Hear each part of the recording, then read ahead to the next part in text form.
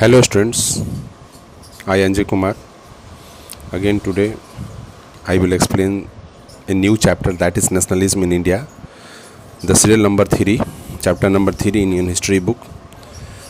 This chapter is very much easy, so don't worry. But the condition is that you should continue reading again and again so that the concepts may be clear. Some of its parts have already been taught to you in the class 8, 9, 7, etc. In this chapter, you will read about nationalism, how nationalism spread in our country, what was the effect, how it was helpful in getting independence in our country. Actually, this chapter is totally based after the return of Mahatma Gandhi from South Africa in 1915. This chapter says more about Satyagraha, a new concept adopted by Mahatma Gandhi. What is the concept of Satyagraha? You will find a detailed description of this point. Again, if you go through the chapter, you will find the another movements, non-cooperation movements, civil disobedience movements, in addition to Khera movements, Chauri Chaura massacre, Rowlatt Act, Jallianwala massacre, Simon Commission, etc. Dandi March was also a part of this chapter. Dandi March, you know very well, that has been taught to you in the class 8th. Pune Pact. Again, what steps taken by Mahatma Gandhi to bring independence in our country, like Satyagraha, boycott. Today, because today is introductory class of this chapter, so therefore I will not make a long duration video. In this chapter, there are several points you will find, like Khilafat movement, Inland Immigration Act. Different dates are also important, so make a list of all the dates in chronological order. It will helpful in solving questions, especially map related questions. What was the difference between non-cooperation movement and civil disobedience movement? Why non-cooperation movement failed?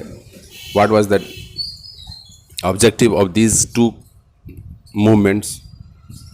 What was Chauri Chaura incident? All these points. Again, you move to another part of our country, that is Uttar Pradesh, Andhra Pradesh, Assam. Here, local persons define different views of non-cooperation movement and civil disobedience movement. They interpreted these movements in their own language, and they started to take the benefit of these movements. There were some demerits also of these movements. Therefore, these movements were failed. Again, what was Swaraj Party? Who was Sir John Simon Commission? Why Simon Commission was boycotted in our country? Name the leader who was killed in Lathi charge at the time of arrival of Simon Commission. All these things have been mentioned in detail. This chapter is very much marks scoring. If you read carefully, you can get easily marks in this chapter, because the name of the freedom fighters, name of the leaders are easy because they are Indians.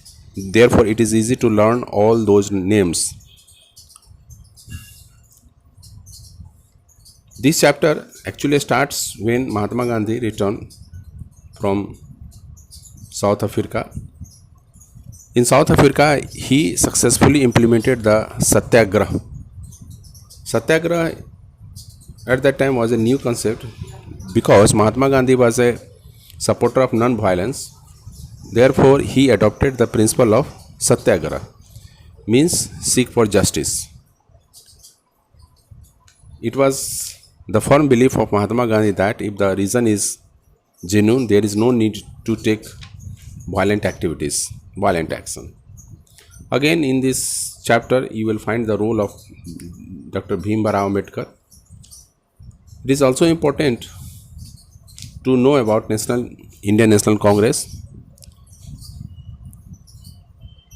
At different times, at different places, sessions were held all over the country.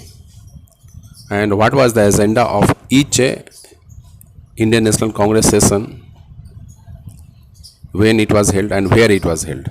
All these points you have to keep in mind while solving the questions of map related, because one or two questions are generally asked from this point.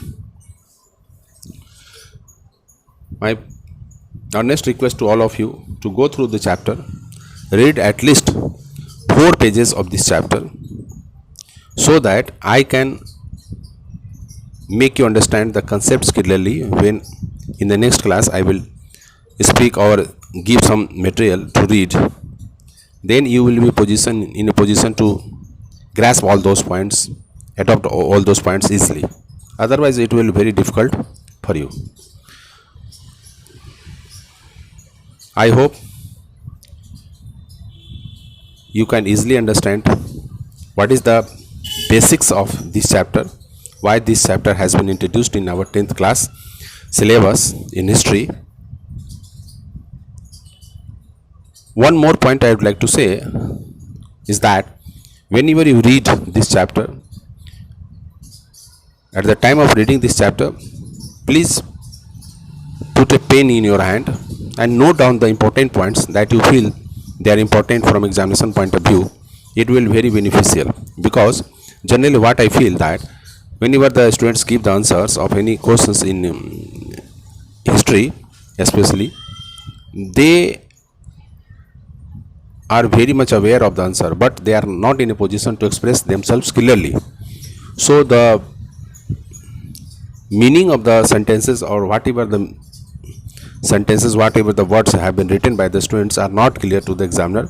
Therefore the students do not get full marks or to the satisfactory level.